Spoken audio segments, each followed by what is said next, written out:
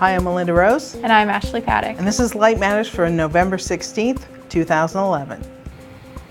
In this week's 5 Minutes to Enlightenment, a new superblack material absorbs nearly all the light that hits it at various wavelengths. Light converts 2D patterns into 3D objects. The finalists for 2011 Prism Awards for Photonics Innovation are announced, and Laura Marshall checks in from Neuroscience 2011.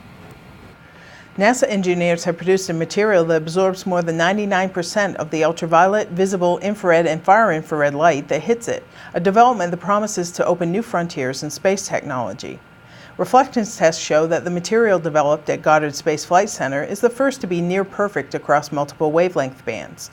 The coating is a thin layer of multi-walled carbon nanotubes positioned vertically on various substrate materials and looks much like a shag rug. If used in detectors and other components, it would let scientists gather measurements of objects so distant in the universe that they can no longer be seen in visible light, or those in high contrast areas, including planets orbiting other stars. Currently, black paint is applied to help prevent stray light from ricocheting off surfaces. However, the absorption rate of paints is only 90%, and they change color at cryogenic temperatures. Superblack materials like the nanotube coating can be used on devices that remove heat from instruments and radiate it away into deep space. The instruments are more sensitive to faint signals when kept at lower temperatures. A simple way to convert two-dimensional patterns into 3D objects using only light has been devised at North Carolina State University, a breakthrough that could have applications in high-volume manufacturing processes or packaging. The technique takes a pre-stressed plastic sheet made from the same material used in the popular 80s toy shrinking inks and runs it through a conventional inkjet printer that stamps it with bold black lines. The material is then cut into a pattern and placed under an infrared source, such as a heat lamp. The bold black lines absorb more energy than the rest of the material, causing the plastic to contract and create a hinge that folds the sheets into 3D shapes. This technique can be used to create a variety of objects such as cubes or pyramids without ever having to physically touch the material. The technique is compatible with commercial printing techniques such as screen, roll-to-roll, and inkjet that are inexpensive and high throughput but inherently 2D.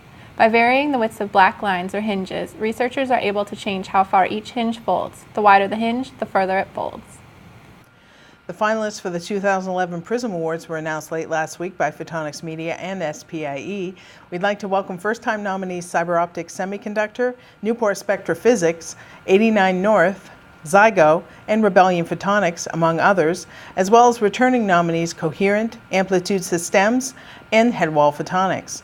The Prism Awards, now in its fourth year, honor photonics innovation in 9 categories. You can check out the entire list of finalists on the completely redesigned website, photonicsprismaward.com. Winners will be announced during SPIE Photonics West 2012 in January in San Francisco. Photonics Spectra and Biophotonics Managing Editor Laura Marshall joins us now from Neuroscience 2011 in Washington, D.C. Laura, can you tell us a little bit about the show? Hi, Ashley. There's a lot going on here in neuroscience, from research to technology. I really loved Sunday's Nanosymposium on optogenetics. One of the top talks there was on probing the mechanisms of the olfactory sense, specifically how silk moths can smell pheromones and react to them with only a very tiny number of particles. The speaker said these particles can be really difficult to control in air, so they found a way to get the same reaction by stimulating the area of the brain involved with smell with blue light for just 5 milliseconds. Yesterday I was kind of pulled in 2 directions between the talks and the exhibits. There's just so much going on in both places that I felt like I had to be everywhere at once. One top talk yesterday was on how SPECT imaging can show the biodistribution of cell therapies after stroke in rats. And the speaker said ultimately that can be translated to humans as well. I've kind of been back and forth today too, and I just came out of some talks on imaging the pain response. So far my favorite's been the talk on how using fMRI and a temperature modulation model has shown that acupuncture can actually relieve itch. And I really can't wait to see what's next. So what did you see on the exhibit floor? On the exhibit floor, which is where I am right now, one of the new technologies that really caught my eye was Olympus's new clearing agent and objective. When used together, they can penetrate up to 4 whole millimeters in tissue, and it's really fascinating stuff going on there and elsewhere.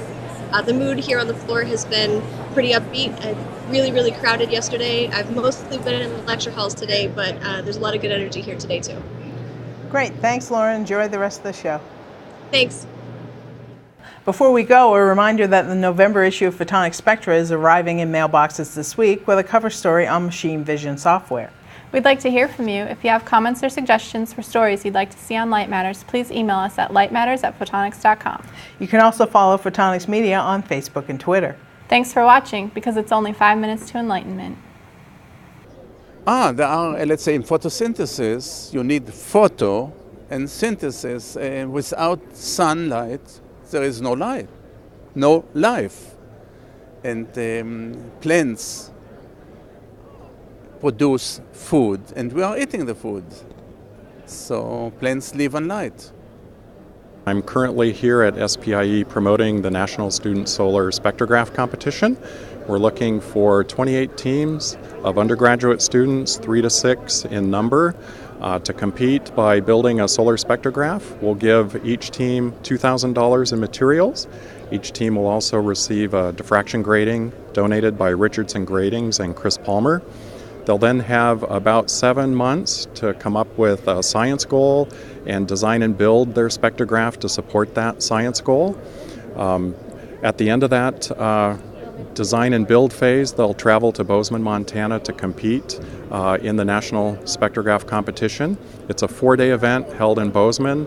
There's 4 categories that the student teams can win in: best design, best build, best science, and best presentation. Each winning team, or each student on each winning team, will get a $3,000 scholarship per team member. And we're hoping, again, for 28 teams to show up in Bozeman to compete. We're hoping for a sunny day in Bozeman for the competition. So we may not always get that in Montana, but when we do, it's a big blue sky, it's not polluted, and you can get some really cool measurements of the sun. You can use the sun as a light source, or you can actually look at the sun and analyze something associated with that as part of the competition.